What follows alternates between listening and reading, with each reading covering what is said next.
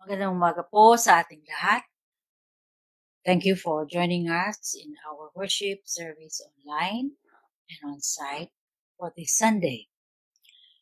We have been doing a full series on what we call integral mission. Ang mas madali po na maintindihan ay yung holistic mission. We have been doing this for the last 2 fifth Sundays. At ngayon po, we will do the last Mission Sunday, the third series ng Integral Mission.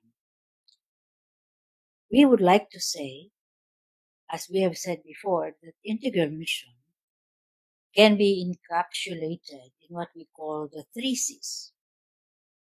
This would be, as we have said before, the cultural mandate, which we find in Genesis 1:26 to 28, the very first command of God to his creatures. Be fruitful and multiply and fill the earth and subdue it. And the second of this is the great commandment. Love your God and love your neighbor, which we find in Matthew 22:34 to 40. And now the last part of this series is what we call the Great Commission, which is actually the most familiar to all of us.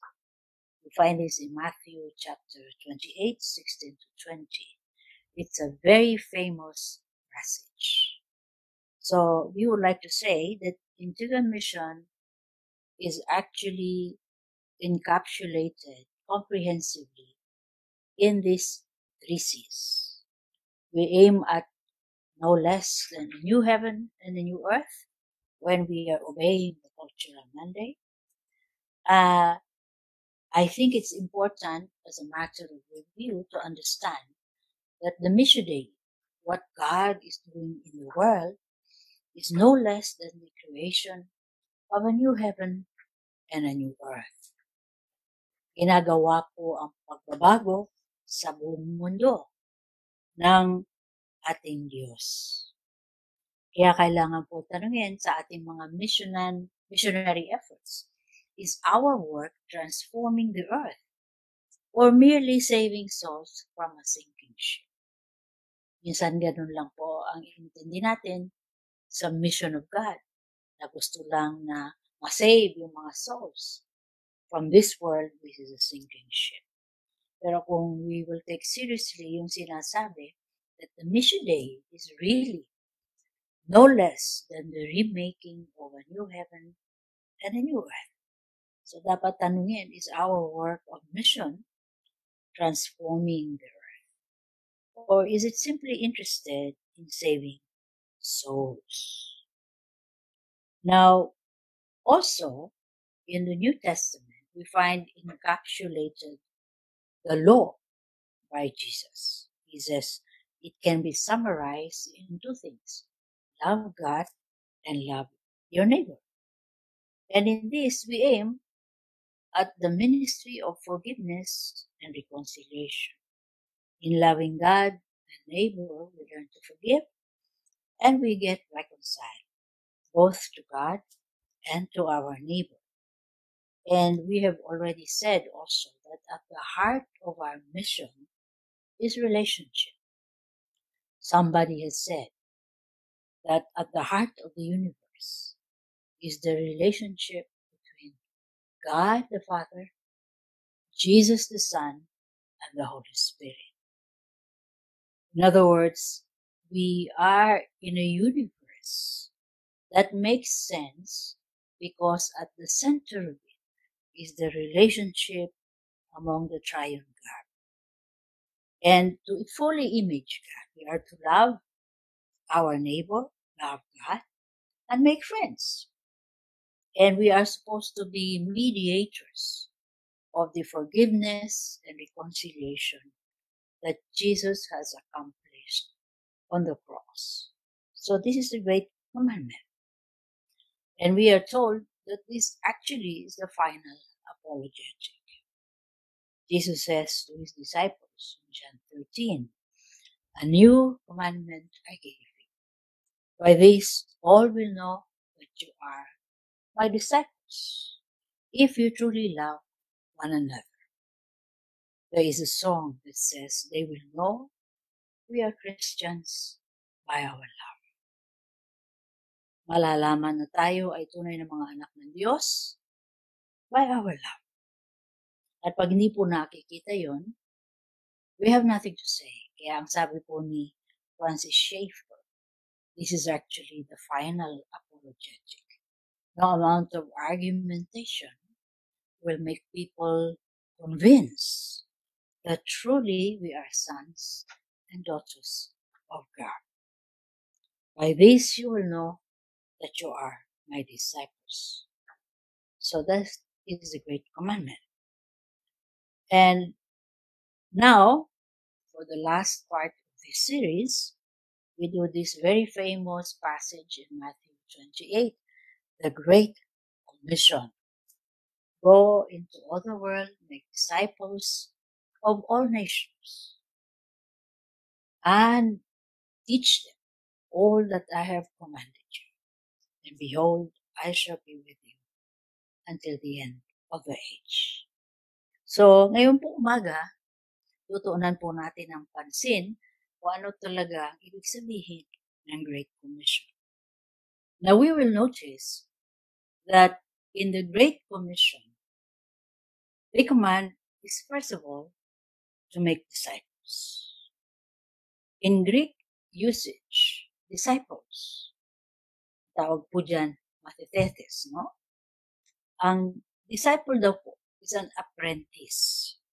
In Greek usage, yung mathetes, which is the original Greek of disciple, is actually an apprentice.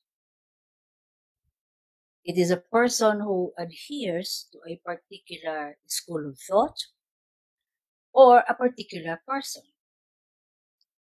In this case, Jesus. Make disciples of Jesus.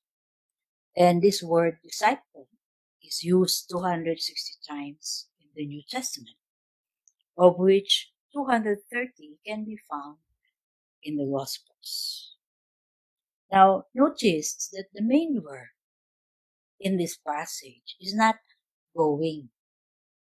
Usually po, pag nag-iisip tayo ng Great Commission, yung tipong hahayo tayo kung saan, sa ibang bansa. Hindi po. Ang main verb po dito is to make disciples. Hindi yung go therefore. Akala po natin, ang main verb is going. Hindi po. Kasi po yung original Greek, which says matheteusate, should be properly read according to those who know Greek as going, make disciples. Or as you go, make disciples. So, ang ibig sabihin, saan man tayo naroon, saan man tayo pumupunta, paroot parito, we should be making disciples. As we go about our daily business of life, we make disciples. Tayo po ay pumupunta lang sa opisina, we make disciples sa opisina. Kung tayo po ay naglalaba, nakikipag-usap sa ating mga kasama, we make disciples. We bear witness. So, hindi po kailangan yung necessarily tayo ay maghayo. Sinasabi lang, saan man kayo pumupunta, ano man ang inyong ginagawa, saan man kayo humahayo, dito man o sa ibang bansa. Ang kailangan is we are making disciples. So, gusto ko pong ma-emphasize ito so that we know na ang lahat po tayo, hindi lamang po yung sinasabi natin mga missionary o yung mga cross-cultural missionary na nangibang bansa. Hindi lamang po sila yung merong ganitong mandate.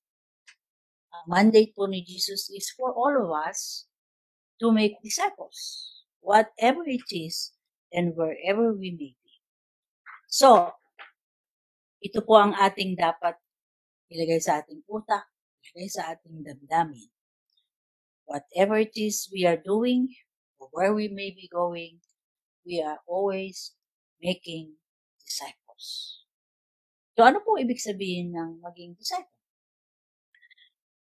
To be a disciple of Jesus is to follow Him as Lord, whatever the cost. So, sa scripture po sinasabi, to follow Jesus means committing ourselves to social uprootedness. Whether we like it or not, kung gusto natin sundan at sundin ang ating Panginoon, ibig sabihin po nito ay tayo madidislocate. No? We will get uprooted in many ways. Hindi lamang uprooted sa ating mga kasambahay o uprooted sa ating lupain. Pupunta tayo sa ibang bansa. Ang social uprootedness na ito ay merong iba-iba pong kahulugan. Una, you can be asked to change your career or vocation. Kagaya sabi ni Jesus, kila Simon, kila Andrew, kay James at kay John, mga fishermen, I will make you fishers of men. So you must leave your boats, no? Iwanan na ninyo yung inyong career, yung inyong okupasyon, and I will make you fishers of men. So marami po sa atin, to follow Jesus means we may have to change yung direksyon po ng ating career. Pangalawa, following Jesus and getting uprooted socially may mean self-denial and the surrender of our life goals. Kaya sabi po niyo ron sa Mark 8, whoever would save his life will lose it. Whoever loses his life for my sake and the gospel's will save it. Kung ilalagay po natin ang ating buhay, yung buong buo, para sa kapakanan ng kaharian ng Diyos, we will save our lives. Mukha lang na we are losing our career, no? We are losing our expertise. Naiwanan na tayo ng ating mga colleagues, no? In the marketplace. Yun po ang ibig sabihin ng self-denial. Ano? Sabi ni Jesus.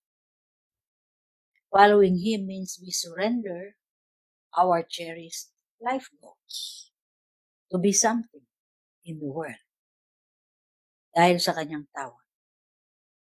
And whoever loses his life for my sake, sabi ng Panginoon, He will actually save it. Magiging mas makapuluhan ang ating buhay kesa if we stick dun sa ating mga goals, sa ating career, sa ating vocation. So ito po ang ibig sabihin, when you deny yourself, no? At following Jesus also means a life of unsettledness, of hopelessness. Sabi ni Jesus doon sa isang nagbo-volunteer, no, sa Luke chapter 9. I will follow you wherever you go. Sabi ni Jesus, no. Foxes have holes, birds of the air have nests, but the Son of Man has nowhere to lay his head. Homeless. Kagaya po ng mga maraming kababayan natin na unsettled sa mga panahon ito sapagkat sila ay nabaha, nawalan ng bahay, nawalan ng tutulugan, nandoon sa mga evacuation centers at hindi alam kung anong gagawin. Now, a follower of Jesus has to be ready to face a life of unsettledness. Parang kasi tayo pong mga tao, gusto natin meron tayong nesting instinct. Yung gusto natin to be in a place somewhere. And it's a very human instinct. Pero sabi ni Jesus, are you prepared if you want to follow me? Are you prepared like the Son of Man to have nowhere to lay your head? No? Itinerant yung ministry at kung saan-saan ka napapadpad. So it is a very unsettled life. You can never be truly at home in one place. Yan ang sabihin ng social uprootedness. Also, being a follower of Jesus means that we choose the claims of the kingdom over and against the demands of family and other ties. Kaya sabi ni Jesus, whoever cannot hate his father and mother is not worthy of me. Hindi niya sinasabi that we should hate our parents. No.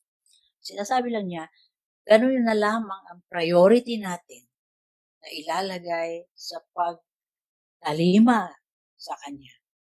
In such a way that yung pagmamahal natin, yung demands ng ating family will have to take second place. Hindi priority. Ang priority is the claims of the kingdom and of the king. Over and against itong ating mga pamilya at ang kanilang mga requirements and demands on us. This is very difficult for those of us who are Filipinos dahil so much of our sacrifice has to do with meeting the demands of our families. Pero sabi ni Jesus, this has to take the back seat, no? Second place lang yan to the claims that I make on you and on your life. So ito po ang ibig sabihin ng being disciples. At pangalawa po na gusto kong ma-emphasize, we are to make disciples of nations.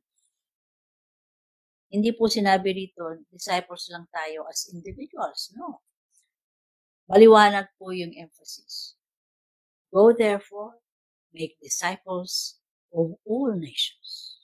Ibig sabihin po, hindi lamang sa lahat ng mga tribo, lahat ng mga bansa, we are to make disciples of these nations. Hindi lang as a corporate entity, hindi lamang po as individuals. We are to make disciples of Filipinos as a nation. So ano po ibig sabihin ng we disciple our nation?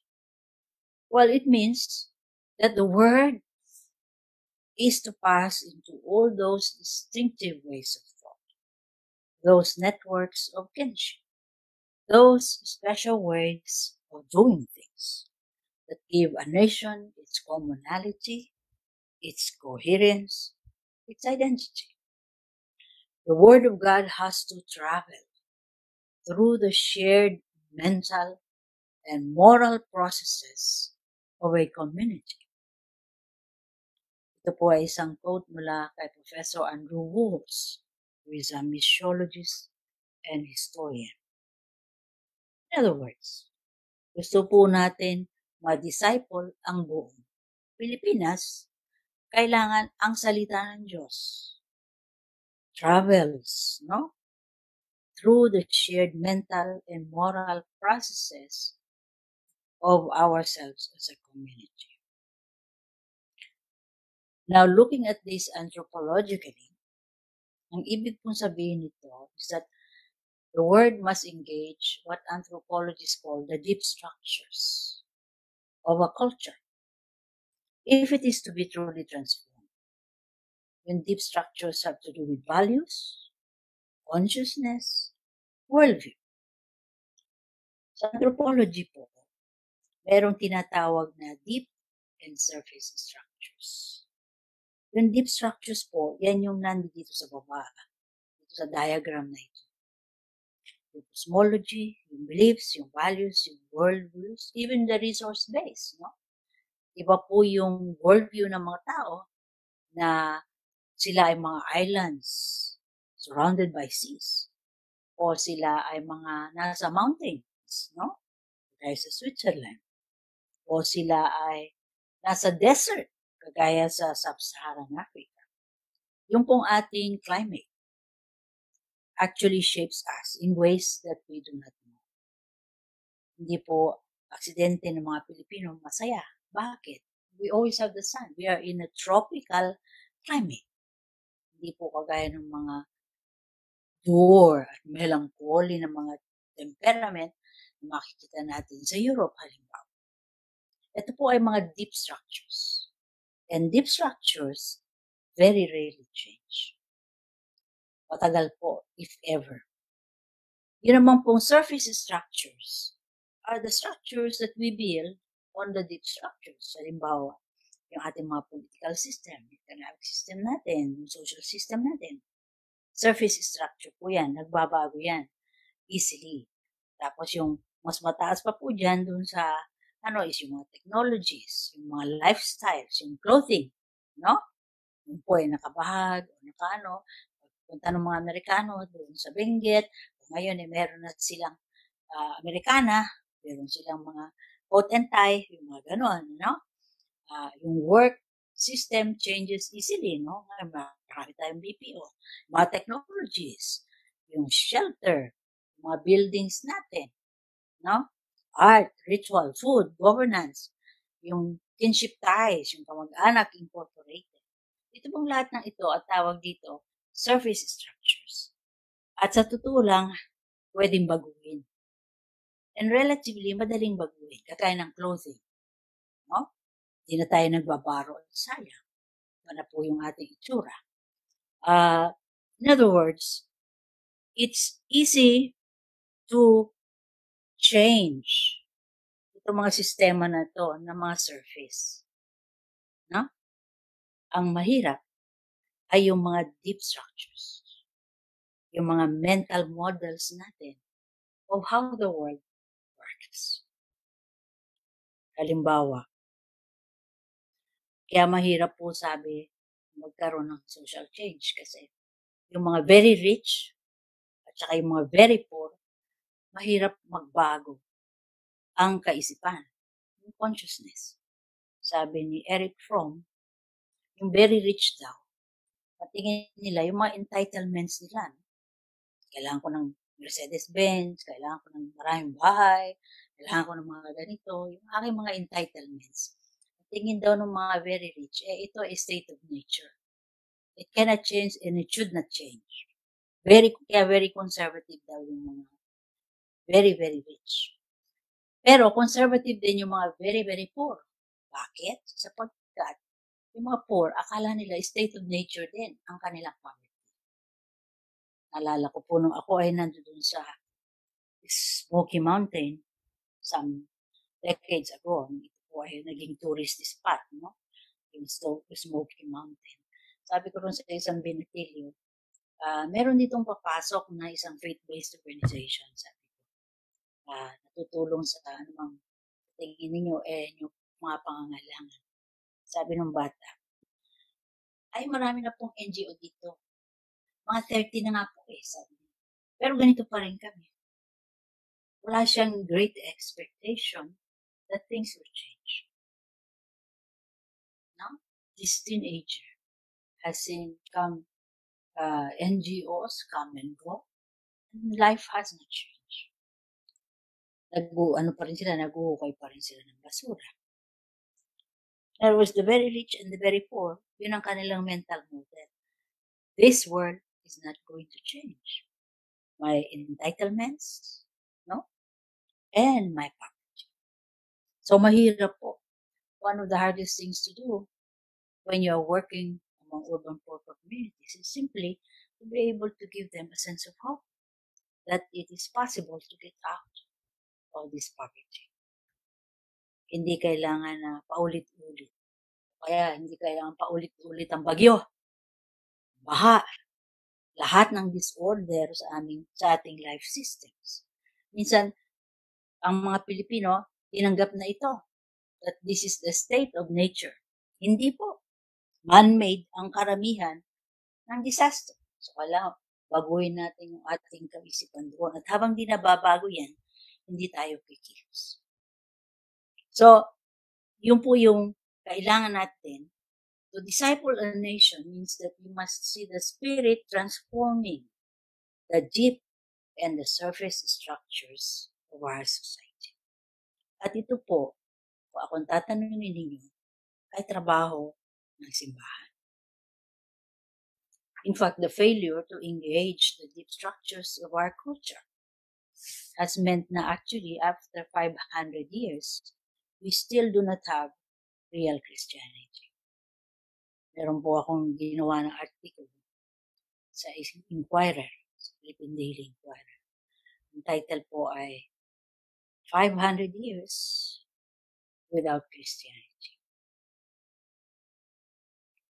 5 centuries na po by next year ang Christianity dito sa Pilipinas.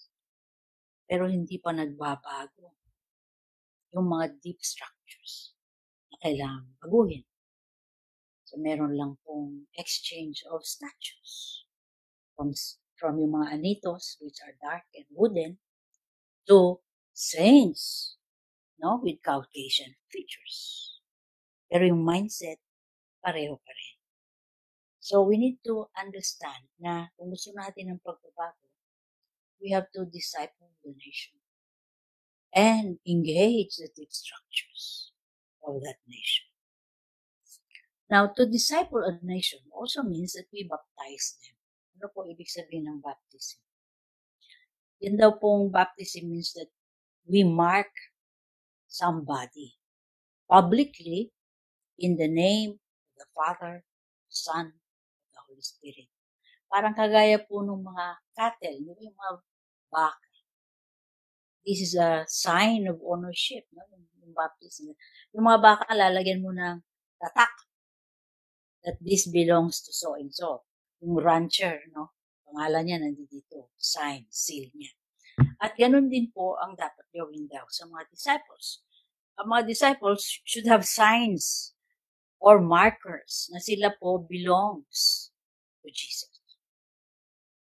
Na sila po follows His ways. Yun ang ibig sabihin daw ng baptism. It's a sign of ownership. Parang meron kang tatak, no?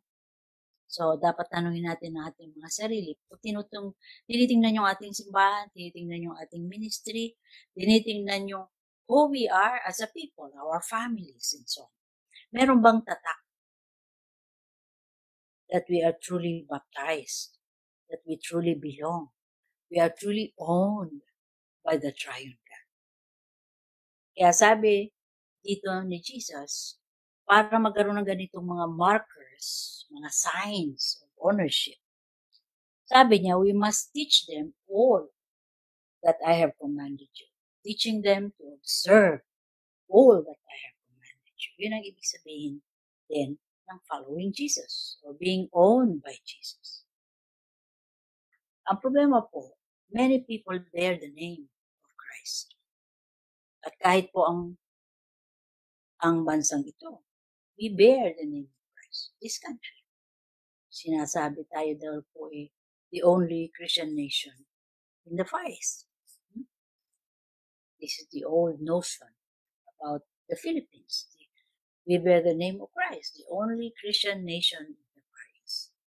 Pero sabi nga po ni Dietrich Bonhoeffer, a German theologian and pastor who actually resisted Hitler and in fact was eventually killed for being part of an assassination plot against Hitler. Meron po siyang libro, pangalan ni The Cost of Discipleship. At sinabi po niya ito, Christianity without discipleship is always Christianity without Christ. Kahit ano pang sabihin ninyo, that we bear the name of Christ, if we do not truly exhibit signs that we are disciples, no? It is a Christianity without Christ. Meron pong isang theologian, pangalan niya si David Wolfsberger. At ito po ang kanyang comment tungkol dito. The temptation of Christendom has been to separate Jesus as Savior. All this talk about salvation through His transforming death and resurrection, and so on. And separating Jesus as Savior from Jesus the teacher above all other teachers. Jesus as the Lord beyond all other Caesars. Jesus as the example before all other models for personhood and wholeness. Ang problema po, pinaghiwalay yun. Jesus as Savior and Jesus as Lord, who is beyond all Caesars. At ito po ang ibig sabihin ng Great Commission.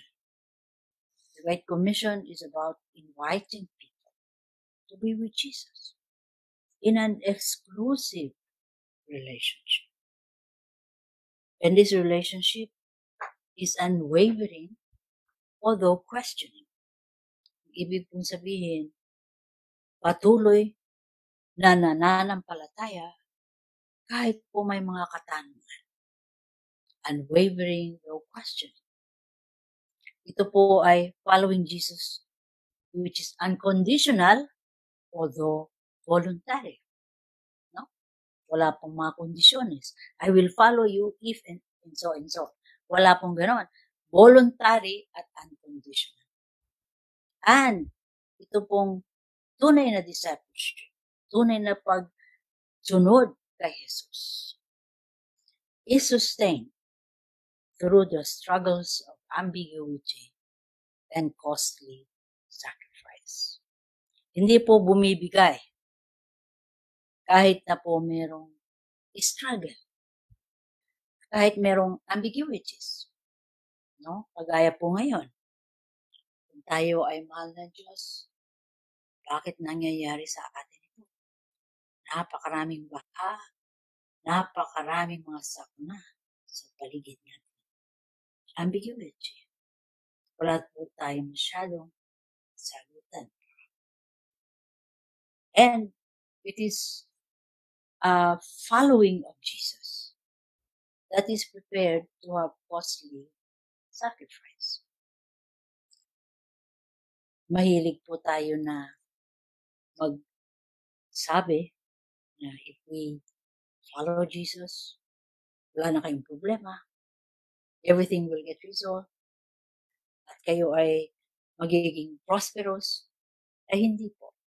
To follow Jesus means to follow Him to the cross. To make costly sacrifices. Hindi yung kung convenient lang pumunta sa church, no? Hindi yung ano lang yung safe for all of us. Hindi sinasabi na we should be reckless. Pero minsan, kahit mga Kristiyano, mas takot pa sa COVID kaysa yung mga hindi Kristiyano. In other words, we must be prepared to make costly sacrifices. In fact, risky sacrifices. This is what is meant by following Jesus. We are to be in an exclusive relationship that knows no other Lord, knows no other God, and is prepared to sustain, that following of Jesus through the struggles of our questionings and of sacrifices. So, ang Great Commission po is not really just about church planting. Kala natin, ito na po, gumagawa tayo ng church planting, ito na yung Great Commission. No, it is being with Jesus who turns our lives, our values, our goals, and our societies upside down. Yung tunay po na discipleship makes not just people, but also societies upside down. Kaya po nung New Testament, we read sa Acts, ang isang akusasyon sa mga believers and followers of the way is that they have turned the world upside down. Eh ngayon po hindi nangyayari. Usually the church is the major supporter of the status quo. We do not turn our societies or even our lives upside down.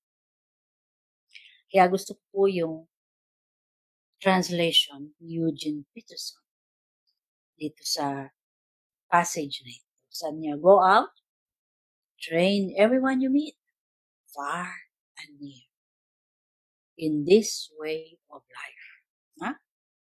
Teach them this way of life. And I will be with you as you do this. Day after day after day. Right up to the end of the age. Sasamahan po tayo ng ating Panginoon, who is Lord over all the world, who has said to us, all authority in heaven and on earth has been given to me, and I shall be with you until the end of the age. So, hindi kailangan matakot. Sasamahan tayo ng Diyos. So, integral mission sa kabuuan is this, the 3 C's. It's the cultural mandate, it's the making of a new heaven and a new earth together with God. It is the great commandment, mediating forgiveness and reconciliation, loving God and our neighbor, and it is discipling nations. This is the Great Commission. It is creational, it is relational, and it is transformation. This is the work of Christ in the world. This is the meaning of the redemptive work of Christ on the cross. It is not just becoming individual disciples, but discipling the nation. So in summary, integral mission is witness to the Lordship of Jesus in all of life. Holistic mission po ang tawag dyan. So that planting a tree, creating employment, feeding the poor, are just as spiritually significant as evangelism or church planting. Napakahalaga po ngayon ng planting a tree. Hindi po natin nakikita na napakahalaga po yan bilang care of creation and of all people. Hindi po yung mga environmentalist lang. Of all people, the church should be planting trees. That is the first line of defense that God has given to us so that we do not get flooded. And all of these things are actually witness. These are signs of the kingdom that has come in the person of Jesus. I think as a matter of history, it is good to understand that in the past 40 years, there has been a recovery of the social dimension of the gospel and of social responsibility, seeing this as integral to the mission of the church. You have the Lausanne Covenant in 1974 saying you must preach the whole gospel to the whole person, to the whole world. And then the World Council of Churches in the 60s was saying the mission of the church is proclamation as well as presence. We proclaim the kingdom has come and Jesus and his kingdom is present now, historically, not just in the future. And then you have in Malaysia the coming together of the evangelicals who emphasize the word, the ecumenicals who emphasize work, and the Pentecostals who emphasize wonders, signs and wonders. So in Malaysia, we all came together and said that the mission of the church has to demonstrate and speak the word, do works, and have signs and wonders to authenticate ministry. And in 2001, the Micah Network Declaration was written in Oxford. And this is how holistic mission or integral mission is described and defined. Integral mission or holistic transformation is the proclamation and demonstration of the gospel. What does this mean? It says in defining evangelism and social responsibility, it says this. It is not simply that evangelism and social involvement are to be done alongside each other. Rather, in integral mission, our proclamation has social consequences, as we call people to love and repentance in all areas of life.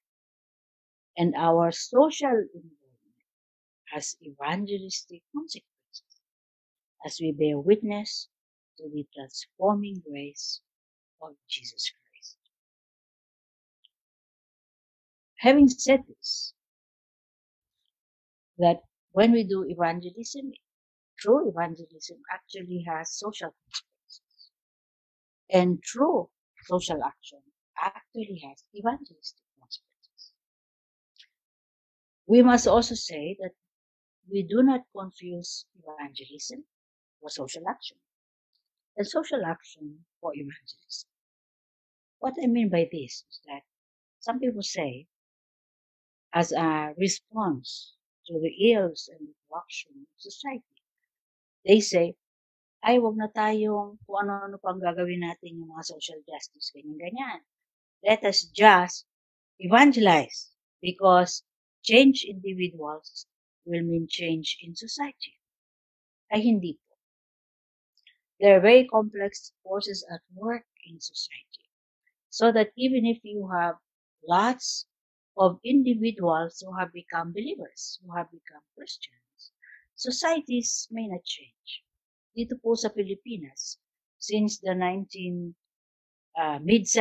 1980s, there has been a great renewal of the churches, both Catholic and Protestant. In fact, the Pew Global Survey says that 44% of Filipino evangelicals, Protestants, and Catholics say that they are really renewed or born again. Now, that is a great deal because you only need 2 or 5% of the population to turn things around, according to our social historians. And yet, even if napakarami po natin ngayon, no? Counting both the Catholic Charismatics and the Protestant Evangelicals and Pentecostals, 44% yung po ang sabi ng PISA. Malaki na po yun. And yet, we do not see public justice. We do not see public righteousness. Bakit? Napakarami na ng mga born again. So, evangelism is not your answer to complex social issues. There are social forces, political powers that you have to deal with. So, we do not confuse evangelism as our response as social action. And we also do not confuse social action for evangelism. Ito naman po yung kamalian. Yung isa, kamalian ng mga evangelical. Ito naman kamalian ng mga ecumenicals. May notion na if we do social justice issues, you give a cup of water, gano'n, that is evangelism. Hindi po.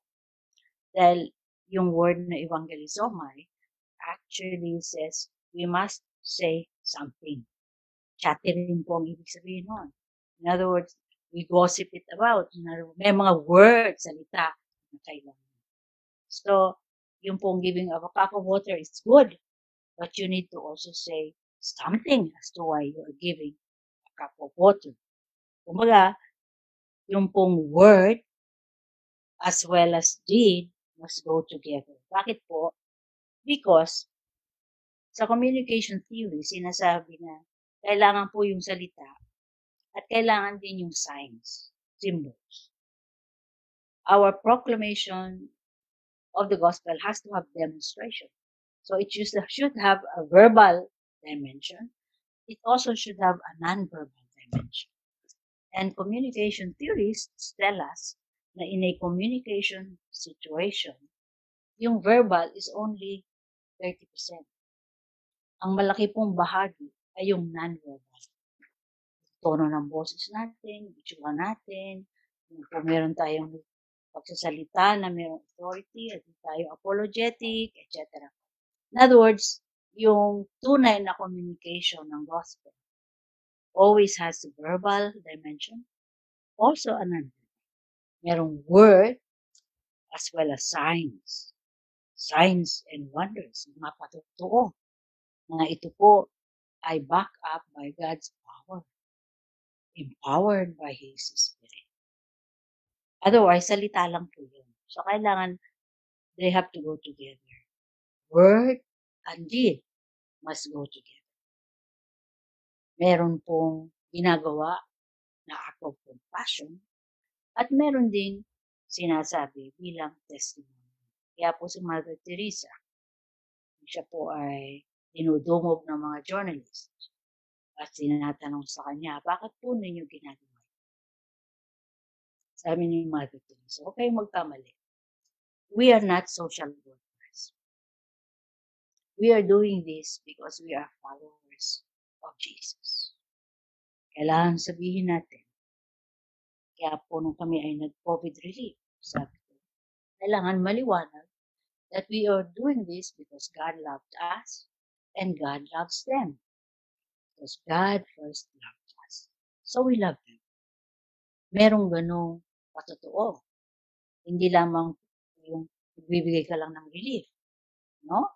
Kaya kami po ay nag-house to house. At kung pwede kausapin yung mga heads of households, at kung gusto nila, pamilya, ipapag-pray sila. Kung gusto nila. Pero 100% po gusto nila ipag-usap sila.